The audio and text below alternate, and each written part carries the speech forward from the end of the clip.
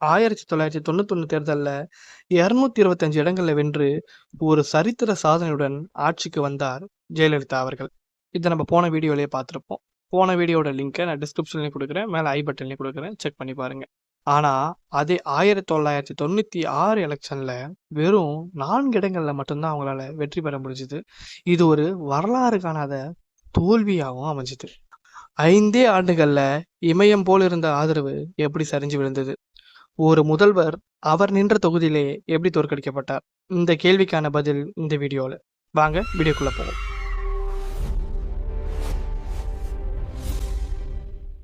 ஜெயலலிதா அவர்களோட முதல் ஆட்சி காலம் பல சர்ச்சைகளால சொல்லப்பட்டது.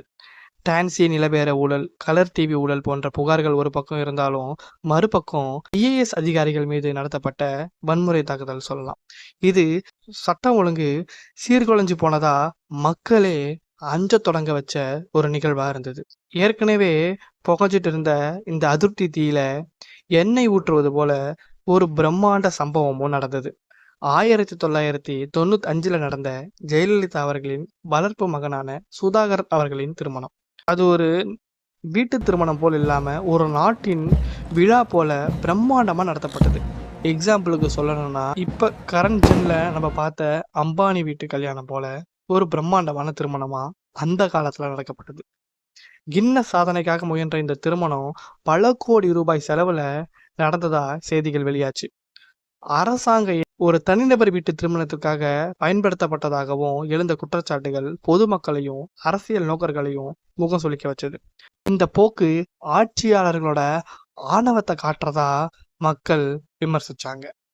மக்களின் கோபம் இப்படி உச்சத்துல இருந்தபோது அதை சரியா பயன்படுத்துற மாதிரி 2 முக்கிய திருப்பு முனைகள் அரங்கேறின. முதலாவதா திமுக மற்றும் தமிழ் மாநில காங்கிரஸோட அந்த கூட்டணின்னு சொல்லலாம். அதிமுகவுடன் இருந்த கூட்டணியை எதிர்த்து ஜி.கே. மூப்பனார் அவர்கள் காங்கிரஸ்ல இருந்து பிரிஞ்சு தமிழ் மாநில காங்கிரஸ் என்று ஒரு புது கட்சியை தொடங்குறாரு. திமுக தலைவர் கருணாநிதி உடனடியா அவருடன் கூட்டணி அமைக்கிறாரு. அதுவரை அதிமுகவுக்கு எதிரான வாக்குகள் பிரிந்து கிடந்த நிலையில இந்த கூட்டணி அந்த எதிர்ப்பு வாக்குகள் அனைத்தையும் ஒன்று சேர ஒரே குடையின் கீழே கொண்டு வந்து இந்த தேர்தல் கணக்குகளை எல்லாம் மொத்தமா மாத்தின ஒரு மாஸ்டர் ஸ்ட்ரோக்னு சொல்லலாம். 2வது திருப்புமுனை சூப்பர் ஸ்டார் ரஜினிகாந்தோட அந்த ஒரு வாய்ஸ் அவுட். தேர்தல் நெருங்கும் நேரம் மக்கள் மிகப்பெரிய குழப்பத்தில் இருந்தாங்க. அப்ப தமிழ்நாட்டின் உச்ச நட்சத்திரமான சூப்பர் ஸ்டார் ரஜினிகாந்த் அவர்கள் தொலைக்காட்சிக்கு கொடுத்த ஒரு பேட்டியில அவர் சொன்ன அந்த வரி வெடிமருந்துல தீப்பொறிய பத்த வச்சது போல ஆச்சு. ஜெயலலிதா மீண்டும் ஆட்சிக்கு வந்தா தமிழ்நாட்டை ஆண்டவனால கூட காப்பாற்ற முடியாது. இதுதான் அவர் சொன்ன அந்த வார்த்தைகள். இந்த ஒரு வரி தொலைக்காட்சி மூலமா ஒவ்வொரு வீட்டுக்கும் சென்றடைஞ்சது. மக்களோட மனநிலைய பிரதிபலிக்கும் ஒரு வார்த்தையாகவும் இருந்தது. இதன் விளைவா இளைஞர்கள் மத்தியில மிகப்பெரிய தாக்கத்தை ஏற்படுத்துதுன்னு சொல்லலாம். இப்படி ஒரு பக்கம் அதிருப்தி, மறுபக்கம் வலிமையான கூட்டணி, கூடவே ஒரு சூப்பர் ஸ்டாரோட இந்த ஒரு வாய்ஸ் அவுட், இது எல்லாம் சேர்ந்து தேர்தல் முடிவுகள்ல பலமா எதிரொலிச்சது. தேர்தல் முடிவுகள் மக்களின் கோபத்தின் வெளிப்பாடா இருந்தது. திமுக மற்றும் தமிழ் மாநில காங்கிரஸ் கூட்டணி 221 இடங்கள்ல பிரம்மாண்ட வெற்றிய அடைஞ்சாங்க. அதிமுக வெறும் 4 இடங்கள்ல மட்டும்தான் வென்றுச்சு. முதலமைச்சர் ஜெயலலிதா தன் போட்டியிட்ட தொகுதியிலேயே படுதோல்வி அடைஞ்சாங்க. 1996 தேர்தல்ல நடந்த இந்த மாற்றம்ன்றது ஒரு சாதாரண ஆட்சி மாற்றம் கிடையாது.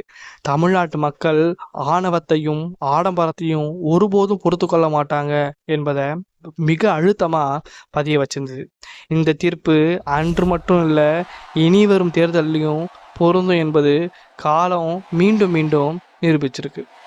ஒரு வலிமையான எதிர்க்கட்சி கூட்டணி, ஊடகங்களின் பங்கு மற்றும் சூப்பர் ஸ்டாரின் தலையீடு இதெல்லாம் சேர்ந்து ஒரு மாபெரும் ஆட்சி மாற்றத்தை நிகழ்த்தி காட்டுச்சு. இந்த தேர்தலுக்கு பிறகு ஜெயலலிதா அவர்கள் மீது பல ஊழல் வழக்குகள் பதியப்பட்டன. அதன்படி அரசியல்ல வீழ்ச்சி என்பதும் எழுச்சி என்பதும் எப்பயுமே நிரந்தரம் கிடையாது. அடுத்த 5 ஆண்டுகளுக்கு அப்புறம் மறுபடியும் எப்படி அதிமுக வெற்றி பெற்றுச்சு, அதன் பின் நடந்த அரசியல் முன்னெடுப்பு என்ன, அதுக்கப்புறம் ஜெயலலிதா எப்படி எழுச்சி பெற்று வந்தாங்க, அதுக்கப்புறம் அதிமுகவோட வெற்றி பாதை எப்படி அமைஞ்சது, அதை அடுத்த வீடியோவில் பார்ப்போம். இந்த வீடியோ உங்களுக்கு பிடிச்சிருந்தா லைக் பண்ணுங்க, ஷேர் பண்ணுங்க, கமெண்ட் பண்ணுங்க. மேலும் மாயோ மேக்ஸ் டிவிக்கு சப்ஸ்கிரைப் பண்ணுங்க. நன்றி, வணக்கம்.